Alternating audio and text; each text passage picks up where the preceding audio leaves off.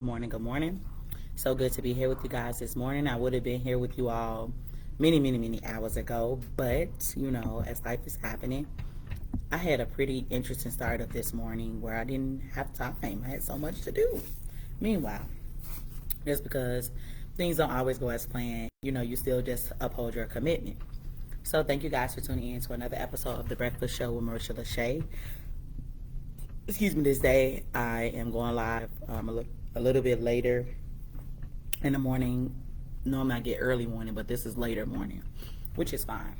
Meanwhile, thank all the newcomers for visiting. Thank you guys for returning members coming back to see me, to visit, to tune into the show. It's really good to see you all. Just showing me love, mad support. First and foremost, you know that I always have to give thanks to God, who is the head of my life. Always and foremost, always. I am definitely just thankful. Thankful to be able to get up and start this morning. I woke up at 5:39 this morning and I was late. My first intentions was to just hop on or whatever, but I'm glad I actually took the time out to get myself together and to deal with the things that I needed to deal with this morning. So with that being said, let me go ahead and get started on the overview of what the actual breakfast show with Marisha LaShay is all about. First and foremost, I am your host, and this show has, been an outlet for me, but it came about with me asking my father thought-provoking questions when we would be getting up meeting at 3 a.m. in the morning just to work on our aspirations and our goals or whatever that we had going on in that particular season. And that is when my father initiated the idea of going live and actually talking about it. I didn't think it was going to be a full-blown out show until I began to write it and develop it and pray on it and just work on it.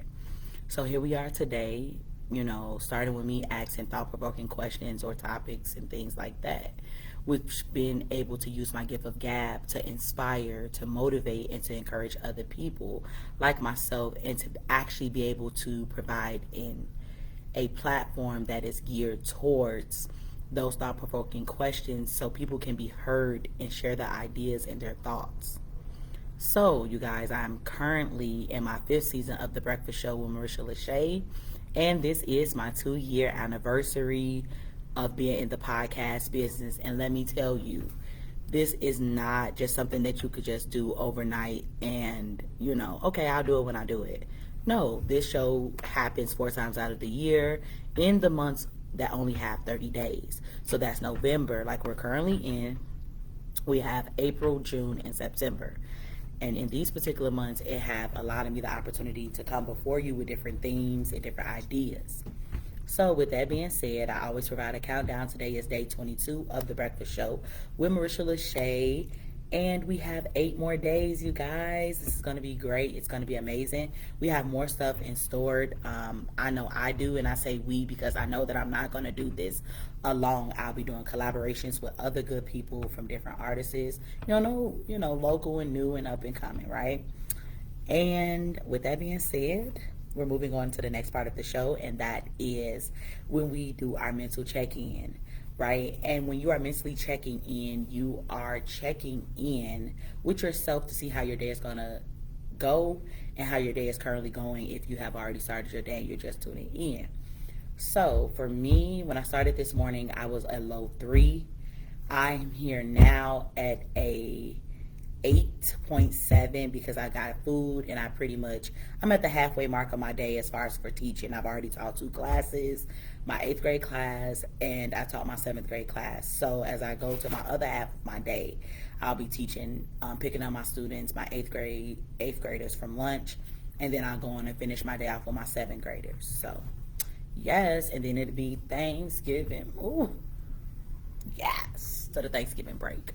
So with that being said, go ahead and drop those numbers if you feel led to share. And I've already kind of did my little celebration. Thank you, Jesus. All the teachers know that when it's time for a break, it's time for a break. Thank you, Jesus. Grades are due. We've just been having a lot going on, and we're just going to go get it, right? So with that being said, today's message is the concept of trust. The concept of trust. And here are my 2 questions that I would like to address. The first question is, are you able to get on the other side of trust once you are betrayed? So, and my next question is, and how will you move forward? Okay. So I'm going back to my first question. Are you able to get on the other side of trust once you have been betrayed?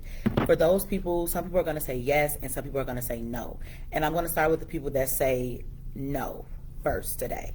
No, I'm not going to be able to get on the other side of trust because I was betrayed. No, because I'm always going to remember that particular person and what they did to me. That person, every time I see them, every time I think about it, I'm going to think about that particular person that betrayed me and my trust. Second, you're always going to think about the particular moment. In that moment, what they did in that moment, how they looked, the look in their eyes, the character, just what they were doing in that particular moment, when your trust was broken and what you were feeling in that moment, the feeling and that what was associated with it. And last but not least, the harbored hurt. The hurt that you are harboring in your heart, okay? That's changed your trajectory of the concept of trust. Not only that, but it's like, wow, how could you? How could you sit up here and, do this to me? It's the constant question of, no, I'll never forget. Now, on the flip side, for those people that say, yes, I'm going to be able to get on the other side of trust. After I've been betrayed, I'm going to be able to fully let go because I don't understand, right? And these are the questions that run through their mind. I don't understand what led to that person not being able to uphold their meaning and understanding of trust. Who influenced the person to break or misuse my trust? And the maturity level of them actually, which ties back into their influence, how you could be influenced, because you can have a sense of maturity, but still there is a lacking or a missing piece in your maturity, because you could be influenced by a person or a group of people to break or misuse a person's trust, indirectly and directly. Meanwhile,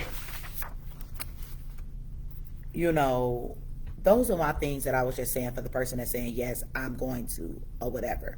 Now, going on to the second question, and how do you move forward? So the way that you're going to be able to move forward is accept it for what it is or who they are. Don't punish everyone you encounter from now into in your future. Just because this happened, everyone is not the same or going to abuse your trust in the same way. And the next thing is forgiveness. Forgiveness is key for you. Stop always expecting the other person to apologize for what they did to you. Acknowledgement is an important part as well, because you have to acknowledge what you feel in that moment and what you have feel, and allow the acknowledgement to not be extended but in that moment and going forward in your healing. Meanwhile, don't feel like that you cannot validate what you feel, but do not validate or make excuses for that person breaking your trust or misusing your trust. Okay? That is not what you want to do. You want to get straight to the point as it relates to addressing the issue in the room. So if you're still dealing with the trust with your mother, the trust with your father, what they did to you as a child, and then up into your adulthood, what they did to you as a teen, and then up into your adulthood, what they did to you or your husband, what they did to you and your boyfriend, what they did to you and your sister, forgive them for yourself, to set yourself free. This is not about coming back for revenge. This is not about, doing them like they did you. You don't have to operate with them. If you know that they're toxic, if you know that they have a certain way of handling you, after you have communicated the new you and your new boundaries, and they still are not going to, uphold who they are, then move on. But your trust will not be broken. Your boundaries will not be broken, because you have already put that in place. I'm not going to allow that anymore, and stand on it and mean it. So with that being said, you guys, we are understanding the concept of trust. Are you going to be able to get on the other side of trust once you are betrayed? And the other question is, how will you move forward? If you say yes, you have to fully let go And even though you don't understand, I know that you may have a couple questions in your mind. What made the person, or what led up to the person not being able to uphold their meaning and understanding of trust? Who influenced the person to break or misuse my trust? And the maturity level of the person that you were betrayed by and who broke your trust. For the person that say, no, I'm not going to be able to get on the other side, I'm always going to remember that person, that moment, and the harbored hurt that was produced from that particular person. And that was all addressed for the first question. Going back on to question number 2, and how will you move forward? I'm going to accept it for what it is, and I'm going to accept who they are. That don't mean that I have to operate with them. I'm just going to move on. Don't punish everyone for someone else's mistakes and those encounters just because everyone is not going to act the same. So don't give them that punishment that they didn't even give out to you. And forgiveness is key for you. And stop always expecting the other person to apologize for what they did to you. And acknowledgement is important, but also always validate your feelings, but do not provide validation to the person that did the breaking of the trust too. So with that being said, 2 things before I get out of here. One, and first and foremost, I'm definitely need to expand my listening base. Y'all go ahead and hit that link in the actual post. And second, I would like to continuously to expand globally. I'm currently in 7 countries. I would like to expand to more countries if granted the opportunity. I need your help. Thank you guys so much. Have a blessed terrific Tuesday. Thank you guys so much for tuning in.